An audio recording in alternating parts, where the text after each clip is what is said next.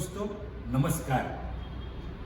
રતન મારી ખોવાઈ, રતન મારી ખોવાઈ। મિત્રો, ક્યારેક કોઈક વ્યક્તિ આપણા જીવનમાં અગત્યની બની જાય છે, આપણા હૈયાને સ્પર્શી જાય છે, આપણા મનમાં વસી જાય છે। ક્યારેક માં કરતાં વિશેષ પાત્ર તો કોઈ હોતું નથી, પણ માની સમકક્ષ અથવા તો માથી થોડુંક નીચે પાત્ર પણ આપણા જીવનમાં આવી જાય છે। મિત્રો, આવી જ એક વાત છે રતનની, એટલે તો હું આજે કહું છું રતન મારી ખોવાઈ।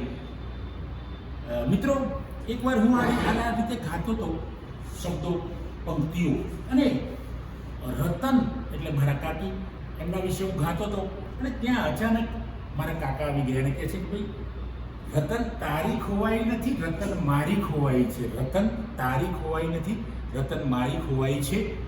એમને આંખમાં આંસુ દળદળ વહેવા માંડ્યા, મારા પણ આંસુ વહી ગયા। મિત્રો, આ છે મારા કાકી રતન। રતન એટલે રિયલમાં રત્ન, કે જે સમુદ્રની અંદર ખૂબ તળિયાથી પણ નીચેથી બહાર કાઢવામાં આવ્યું હોય, એના પર અલગ અલગ ઘાટ કરવામાં આવ્યા હોય, એના પર હથોડા પડ્યા હોય અને પછી ચકચકિત થઈ ગઈ હોય, એવા હતા મારા કાકી। અને એમના શબ્દો અત્યારે યાદ આવે છે। મિત્રો, કેવું ના અભણ અથવા તો પહેલું બીજું ભણેલા એવા કાકી, પણ એમનો અભણ હોય પણ પ્રેમની અંદર જબરજસ્ત ભણેલા।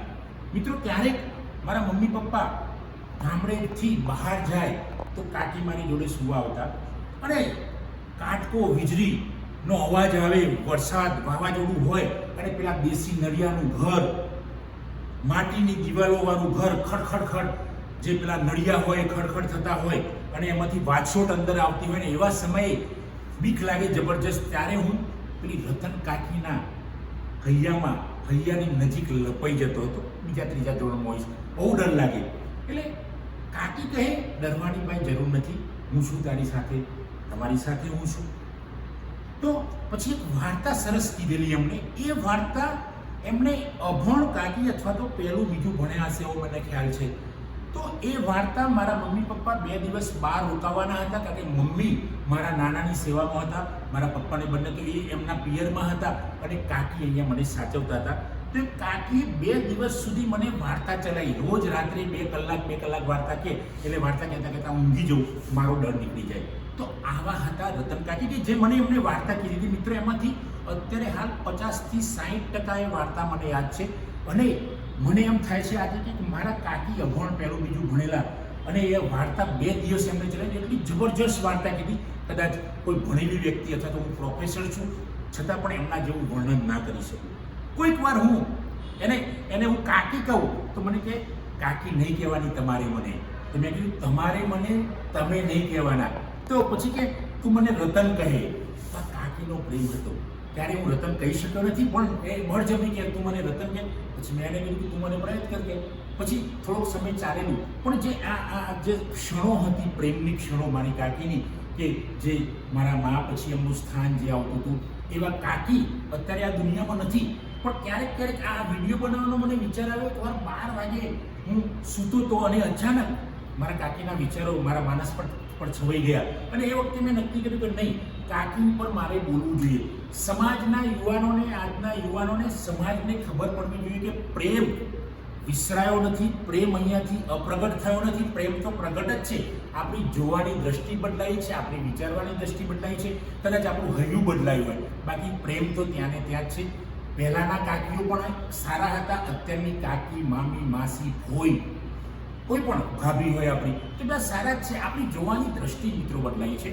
અહીંયા મારા કાકીનો વિડીયો મેં એટલે બનાવ્યો છે કે સમાજને ખબર પડે કે ભાઈ, પરિવારની ભાવના હોય, પરિવારમાં જ્યાં પ્રેમ હોય ત્યાં ખટખટ થાય, વાસણો ખખડ્યા કરે, ગોપા ના પડવા જોઈએ। વાસણો ખખડે, તાંબા પિત્તળના જે પણ હોય, પણ એ ખખડીને પાછળ ખખડવાનો સારો રણકાર હોવો જોઈએ। પછી પેલો રણકાર એવો ના હોવો જોઈએ કે ગોબા પાડે એવો। એટલે અહીંયા જે મારા કાકીનો પ્રેમ હતો એ જબરજસ્ત રણકાર હતો, એ પ્રેમ આપી ગયો છે મને। અને એમના એક જે પગલે ચાલ્યા છે એ પણ હું ત્યાં જઉં તો યાદ કરું છું। અમારા જૂના ઘરે હું જાઉં તો કાકી મને અચાનક ગયો, ભાઈ આવી જાઓ, જમી લો, બેસી જાઓ। અઢળક પ્રેમ, ક્યાંય કલ્પના ન હોય, એકદમ પરિસ્થિતિ ગરીબાઈમાં જીવતા હોય તોય એ મકાઈના રોટલા બનાવતા હોય, બાજરીના એમના માટે જમવાનું બનાવ્યું હોય ને હું અચાનક ગયો હોય તો ભાઈ આવી જાઓ જમી લો, જમાડા વગર મોકલે નહીં. તો આ હતો કાકીનો પ્રેમ. મિત્રો આજે પણ આવી કાકીઓ છે. યુવાનો, જો આપણે એઆઈના યુગમાં ક્યાંક બીજે ખોવાઈ જઈશું, ખોવાજો, પણ પેલો પ્રેમ ભૂલતા નહીં. આપણા પરિવારની સ્ત્રીઓનો પ્રેમ, આપણી માનો પ્રેમ, આપણી કાકીનો પ્રેમ, આપણી માસીનો પ્રેમ, આપણી ફોઈનો પ્રેમ, આપણી ભાભી બેન, આ પ્રેમ ભૂલતા નહીં. જો પ્રેમ એકવાર વિસરાઈ જશે તો જીવનમાં તમને એમ લાગશે ગમે તેટલું કમાશો તમે, પણ પ્રેમ સિવાય કંઈ નથી. અંતે તો તમને આનંદ જોઈએ છે. માણસને છેલ્લે આપણે કહીએ યોગીને પરમાનંદ જોઈએ છે, તો મળશે ક્યાંથી? પ્રેમ હશે તો આનંદ મળશે, પ્રેમ હશે તો પરમાનંદ મળશે. પ્રેમ સિવાય દુનિયામાં કંઈ નથી. એટલે હું ક્યારેક આ વિચારતો હતો ને મને થયું કે રતન મારી ખોવાઈ, રતન મારી ખોવાઈ. ખરેખર મારા કાકી રત્ન જેવા હતા, મારા પરિવાર માટે, એમના પરિવાર બધા જ માટે. અને એક સમાધાનની ભાવના, કંઈ પણ સહનશીલતાની ભાવના, એક ઓછું ભણેલી અથવા તો પહેલું બીજું જેમને સહી કરતા હતી એવી સ્ત્રી આ દુનિયામાં, આ સંસારમાં, પરિવારમાં પ્રેમ પ્રસરાવીને ચાલી ગઈ. એટલે તો મિત્રો આજે પણ હું કહું છું કે રતન મારી ખોવાઈ, રતન મારી ખોવાઈ. થેન્ક યુ દોસ્તો. જય હિન્દ, જય ભારત.